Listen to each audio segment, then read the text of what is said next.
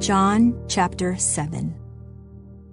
After this, Jesus traveled around Galilee. He wanted to stay out of Judea, where the Jewish leaders were plotting his death. But soon it was time for the Jewish festival of shelters.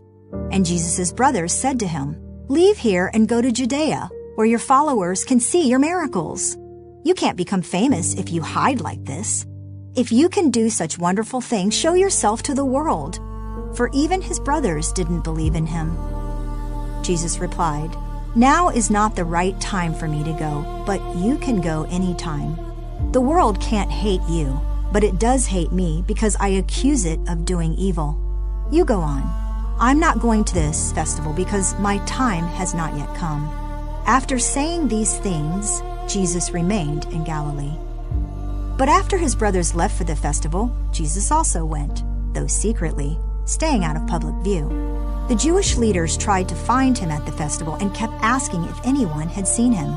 There was a lot of grumbling about him among the crowds. Some argued, "He's a good man," but others said, "He's nothing but a fraud who deceives the people." But no one had the courage to speak favorably about him in public, for they were afraid of getting in trouble with the Jewish leaders. Then, midway through the festival, Jesus went up to the temple and began to teach. The people were surprised when they heard him. "How does he know so much when he hasn't been trained?" they asked. So Jesus told them, "My message is not my own. It comes from God who sent me. Anyone who wants to do the will of God will know whether my teaching is from God or is merely my own. Those who speak for themselves want glory only for themselves. But a person who seeks to honor the one who sent him speaks truth, not lies. Moses gave you the law, but none of you obeys it. In fact, you are trying to kill me." The crowd replied, "You're demon-possessed. Who's trying to kill you?" Jesus replied, "I did one miracle on the Sabbath, and you are amazed. But you work on the Sabbath too, when you obey Moses' law of circumcision. Actually, this tradition of circumcision began with the patriarchs, long before the law of Moses. For if the correct time for circumcising your son falls on the Sabbath, you go ahead and do it so as not to break the law of Moses.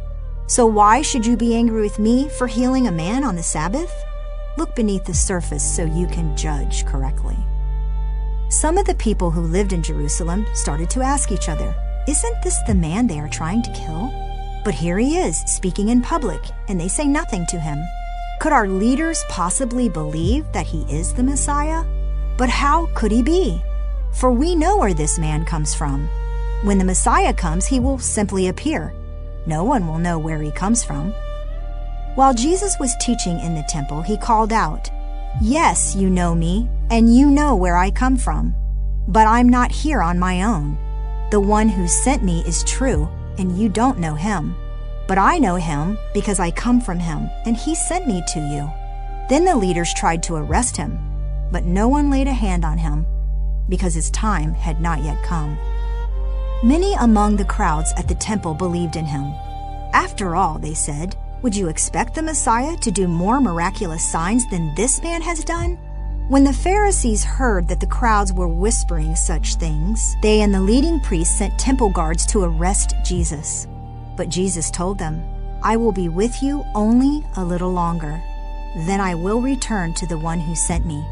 You will search for me, but not find me, and you cannot go where I am going." The Jewish leaders were puzzled by this statement. Where is he planning to go, they asked. Is he thinking of leaving the country and going to the Jews in other lands? Maybe he will even teach the Greeks. What does he mean when he says, "You will search for me, but not find me," and "You cannot go where I am going"? On the last day, the climax of the festival, Jesus stood and shouted to the crowds, "Anyone who is thirsty may come to me. Anyone who believes in me may come and drink, for the scriptures declare, rivers of living water will flow from his heart." When he said living water, he was speaking of the Spirit who would be given to everyone believing in him. But the Spirit had not yet been given because Jesus had not yet entered into his glory. When the crowds heard him say this, some of them declared, "Surely this man is the prophet we've been expecting." Others said, "He is the Messiah." Still others said, "But he can't be. Will the Messiah come from Galilee?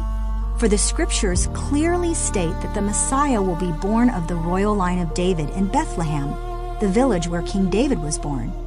So the crowd was divided about him. Some even wanted him arrested, but no one laid a hand on him. When the temple guards returned without having arrested Jesus, the leading priests and Pharisees demanded, "Why didn't you bring him in?" "We have never heard anyone speak like this," the guards responded. "Have you been led astray too?" the Pharisees mocked. "Is there a single one of us rulers or Pharisees who believes in him? This foolish crowd follows him, but they are ignorant of the law. God's curse is on them." Then Nicodemus, the leader who had met with Jesus earlier, spoke up. "Is it legal to convict a man before he is given a hearing?" he asked. They replied, "Are you from Galilee too? Search the scriptures and see for yourself. No prophet ever comes from Galilee." Then the meeting broke up and everybody went home.